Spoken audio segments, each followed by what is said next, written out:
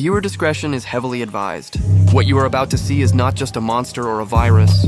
It is a total rewrite of the definition of life. Imagine a world where your own skin rebels against you, where your bones melt into liquid muscle, and where your very soul is absorbed into a screaming, pulsating landscape of meat. This isn't just an infection, it's a divine invasion. Hello everybody, I'm Shi. Today, we bring you the ultimate nightmare of the Siberian wastes. SCP-610, also known as the Flesh That Hates, the Exclusion Zone Site A. Deep in southern Siberia, the Foundation maintains a multi-layered exclusion zone. This isn't just a fence, it's a 50-kilometer radius of scorched earth. Remote automated sentry turrets are programmed to vaporize anything, man, animal, or machine, that tries to crawl out of the red zone. High overhead, fleets of high-altitude drones release a constant mist of chemical agents. Their mission? To break down SCP-610 spores before they reach the atmosphere. If even one spore escapes into the troposphere, the world as we know it ends in a matter of weeks. The infection, 3 stages of horror. SCP-610 is a hyper-aggressive, sentient biological contagion. It doesn't just kill you, it repurposes you. Stage 1, it starts with a simple itch. Red scabs and irritation, but within 5 minutes of biological death, the host's life functions restart at 3 times the normal speed. Stage 2. This is where the mutation begins. Your skin sloughs off, replaced by pulsating muscular mass. Your limbs might be turned into scythes, or your torso might open up into a series of reproductive vents. Stage 3, the rooting. Once an instance grows large enough, it merges with the environment. It fuses with buildings, furniture, and the soil itself, turning an entire village into a living fleshscape. The Sarkic Heart, a divine contagion.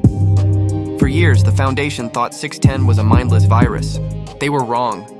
Recent data reveals that SCP-610 is the physical manifestation of Sarkic theology. The infected aren't just roaming, they are worshipping. Deep underground, drones have discovered scriptoriums.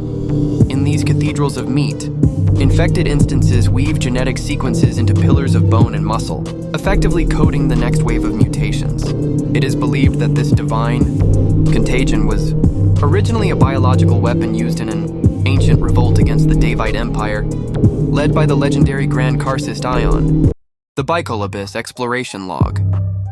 To understand the true scale of the threat, the Foundation deployed a specialized drone, Vulture 7, into a massive sinkhole near Lake Baikal.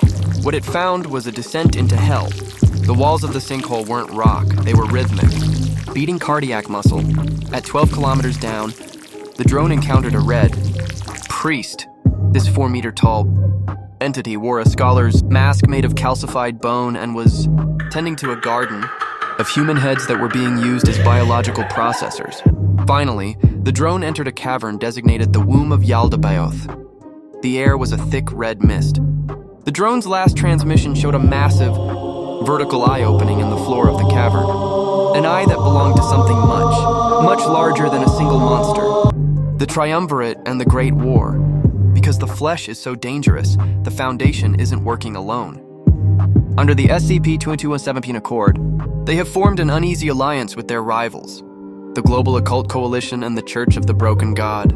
The Church, who worships machines and order, sees SCP-610 as the ultimate fleshly abomination. They have even used the Anvil, a massive anomalous forge, to literally reforge infected tissue back into baseline human forms. It is a war of steel against meat, and the stakes are the entire planet.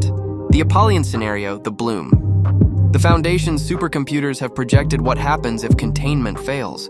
In Timeline B1, containment collapses. 1. The Bloom SCP-610 replaces the Earth's atmosphere with a nitrogen-rich biogas.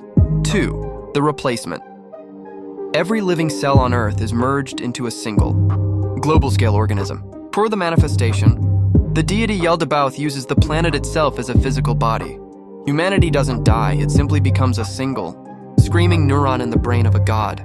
Even the overseers are rattled. 05-2, Lady Yin Yang, noted that the flesh that hates is actually a misnomer. The flesh doesn't hate us. Hate requires seeing someone as an other. To SCP-610, there is no other, only things that aren't part of the one yet. It is a terrifyingly pure expression of unity. Currently, the root system of SCP-610 is extending beneath the Siberian crust at a rate of 2 meters per day.